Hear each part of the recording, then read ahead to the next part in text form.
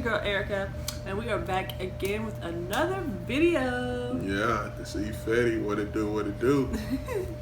Alright, so today we're going to give you guys 8 tips to have a I'm tongue tied. 8 tips for a healthy relationship. Yeah, so we're not talking about healthy as in healthy eating. So all of the healthy eating people are going to be watching it right now. We need to do some healthy eating. I be trying to tell her. No, I be trying to tell him. You don't be trying to eat. We All right. healthy today, then. Okay, babe. Well, we had some chicken. Babe, are we talking about food or are we talking about We had some chicken relationship? and some shrimp What's and hot? mashed potato. That's a healthy tip right there. You better know how to throw down in the You kitchen. better know how to not be annoying and get with the program. Oh Lord. Alright, okay. 8 tips to a healthy relationship. Let me read them all. No. Alright. You wanna read You them gonna all? read them all at once? No, we're gonna go Oh, one. okay. You can read it. Alright. Tip number 1. Communication. Ooh, that's a big one. Yeah, you guys gotta learn how to talk to each other. You gotta desire to talk to each other daily. And it can't just be just any type of just talking to each other. I mean, you got to uplift one another. Then you got to be able to, I guess, like read each other. Like sometimes, you know, well, we're saying communication. Communication is going to be talking, but it's also going to be like those communication cues. Like when I'm like down about something, he's supposed to be able to recognize that. Why are you down about anything? I'm just saying. You should be always lifted up because you are married to the best husband in the world. All right. Yeah, so you guys gotta communicate. She said, all right. You guys gotta communicate with each other, man. I mean, and it's more than just texting. Yeah, it's good with texting throughout the day, but you know, try to talk to them every single day, and don't let it always be depressing. Like, you know, if you're overwhelmed with stuff and you got problems, maybe somebody's in the hospital, or you know, try to bring joy to it. Or if it's a lot of bills, you don't really want to, you know, spend your talk and daily about bills. You know, discuss whatever problems it is, but also get to the beautiful things together. Mm-hmm. Always end on a good note. Don't just end on that negative thing that you guys were discussing or whatever. All right, and that kind of ushers into tip number 2. For a healthy relationship, never go the next day with the same argument. So, Oh yeah, so you want to nip that thing in the bud that day. Well, really, shoot, you don't want to waste that whole day lingering with that argument. So try to nip it in the bud as soon as possible. and look, guys, you're going to argue. Those of you that's young in relationships, that's looking for that significant other, or that's having those hard times, and you're wondering, hold up, is this right? Guys, arguments are going to come because it's 2 separate people, and we're not identical. So God brought 2 people together. So now we got to put ourselves together into one. And so things we're going to butt heads sometimes. But the Bible also tells you, don't let the sun go down on that wrath. Go ahead and nip it in the butt. Somebody needs to be the bigger man. And definitely don't go to bed with it. Don't never go to bed upset. Because you don't know if you're gonna wake up that next day, and then you have this guilty feeling. Oh my gosh, we were just arguing. Or you don't know if your spouse is going to wake up, because nobody controls their life. So you don't want to have that for the rest of. If you live on 30, 40, 50 years, and you're saying, oh yeah, and the last thing was this great big argument we had. So somebody needs to be the bigger person. So even if she's at fault in the argument, and I feel like she's at fault, it doesn't matter. I need to just say, hey, babe, I'm sorry. Let's talk about it. Well, if I'm at fault, and I'm being stubborn, then she just needs to put on the pants and say, you know what, I'm gonna be the bigger person. Mm-hmm. I'm always being the bigger person.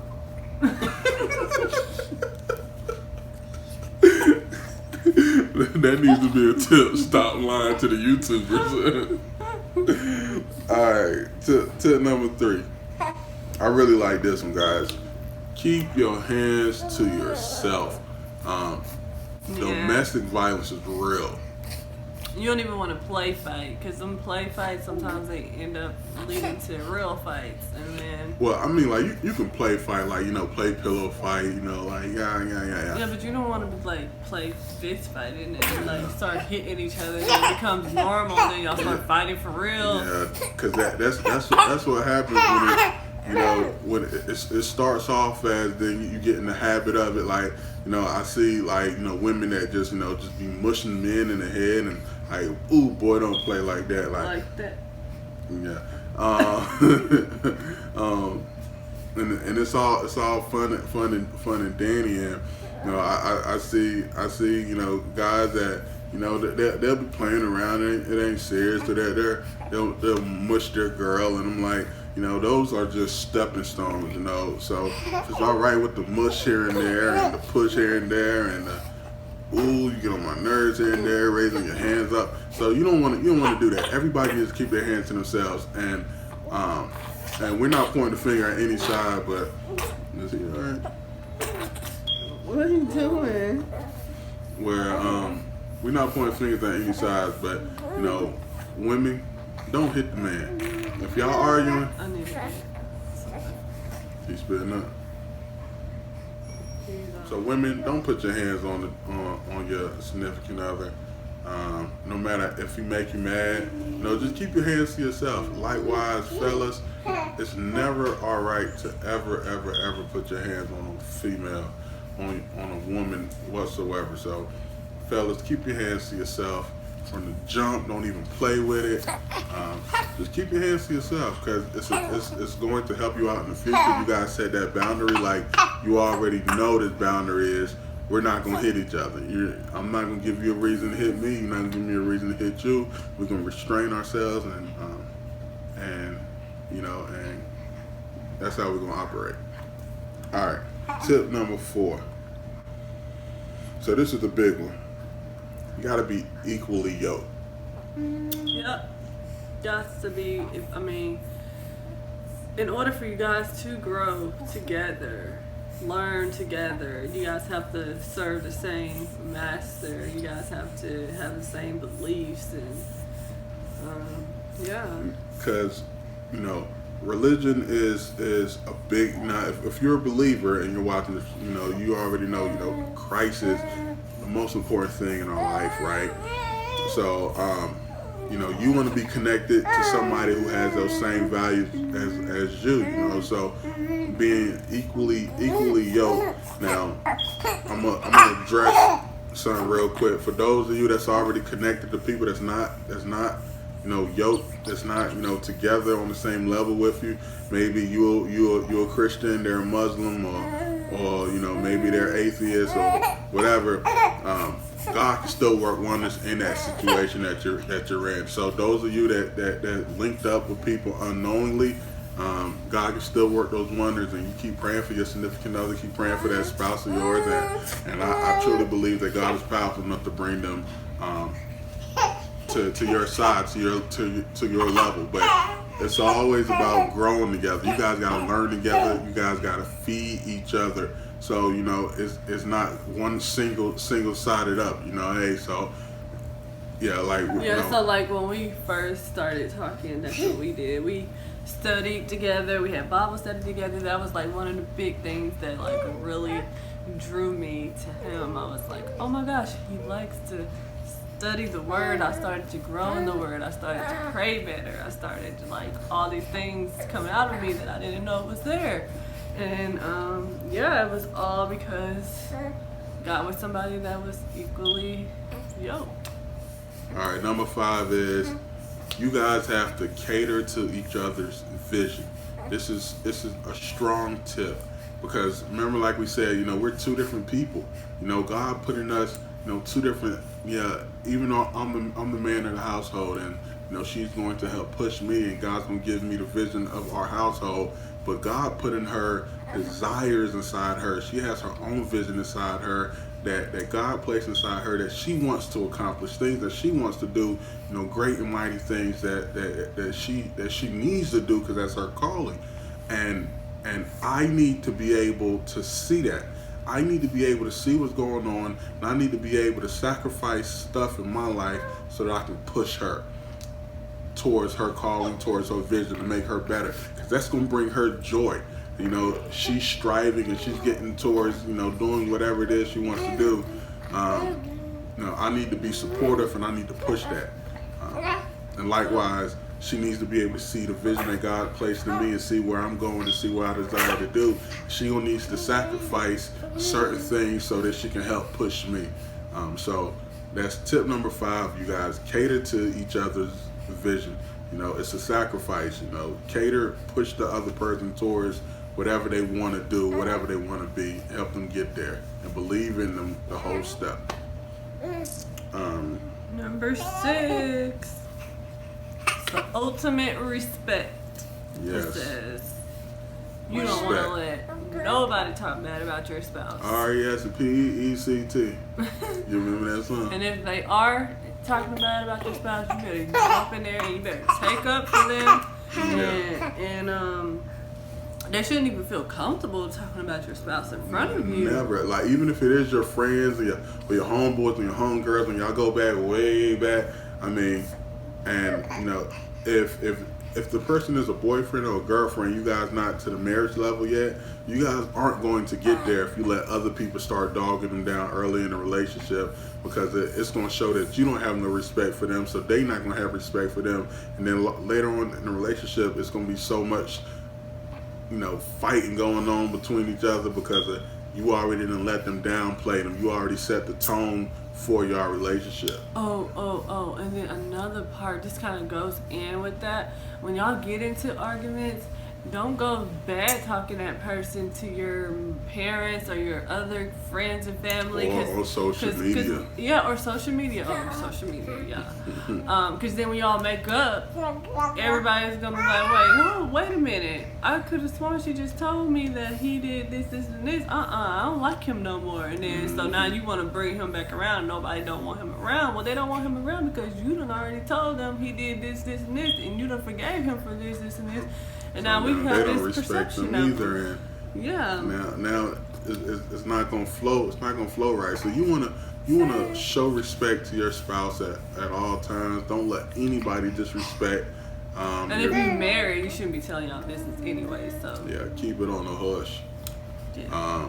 But we're not saying, you know, if you're in a domestic relationship and you're getting beat up, then you need to go and tell somebody and, you know, hopefully get out of that situation. But, you know, some things where, you know, you're going to forgive them, or, you know, they mess up, or, you know, don't let nobody disrespect your spouse. You know, you make sure you respect that person. You know, you look up to your spouse, and you lift your spouse up at all times. Blind trust.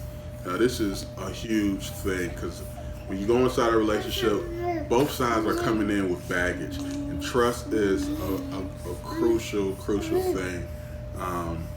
That if the trust isn't there, the relationship will crumble and fall apart.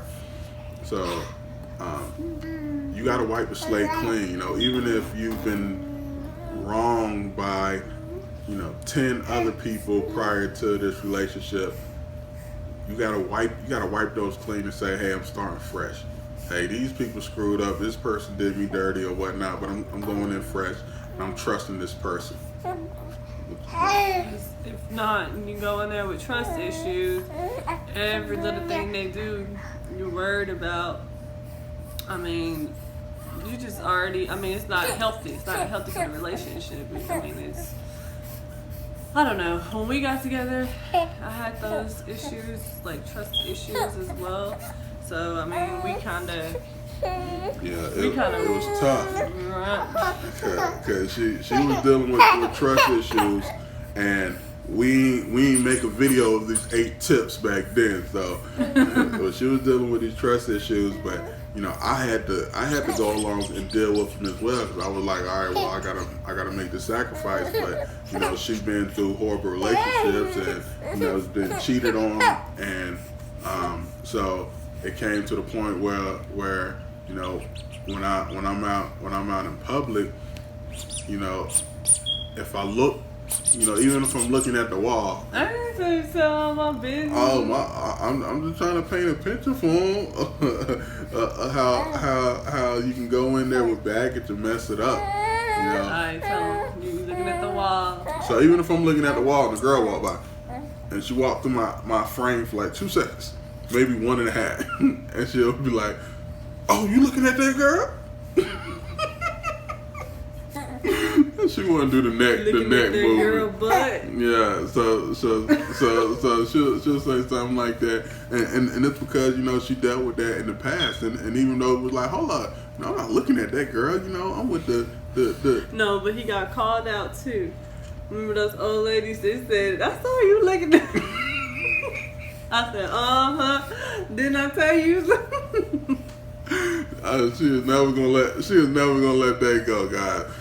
We was at one of the stores, and I was staring, but I wasn't staring at a girl. So, and these 2 old ladies thought I was staring at, like, what was it, like a couple girls that was walking by.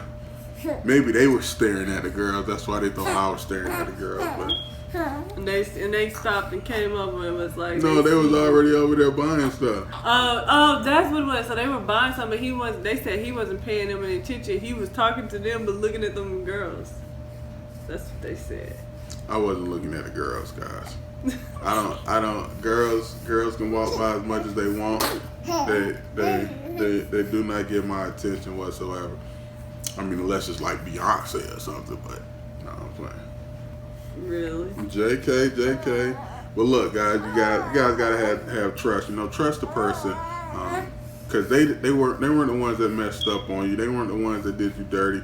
You gotta give them the benefit of the doubt and start off the relationship with great trust. I trust you 100% unless you do something. Now, if they give you any reason to not trust them, yeah. They give you any reason to not trust them, that's a whole other thing. You know, hey. They got, you know, chicks on the side or they got dudes on the side, it's a whole nother thing. But go in there with blind trust. Let's wrap this up. I'm tired.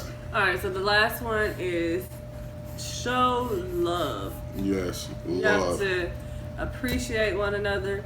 You can say I love you, but you got to show I love you, I love you, I love you. You got to show it. Love is an action word.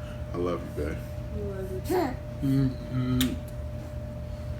So, you know, it's easy to say I love you, but you guys got to show it. You know, whatever that is. I know a lot of things. She's really big on, you know, trying to do this date night, and that works for a lot of people. I mean, we're extremely busy, but you know, we're trying to get that in as much as possible. But you know, just show them. You know, or you know, if you know, like Erica, you know, she's the bomb.com, you know, great mom, and she does great with our children. I try to tell as much as possible that I appreciate you. You do an awesome job. You know, I'm so happy.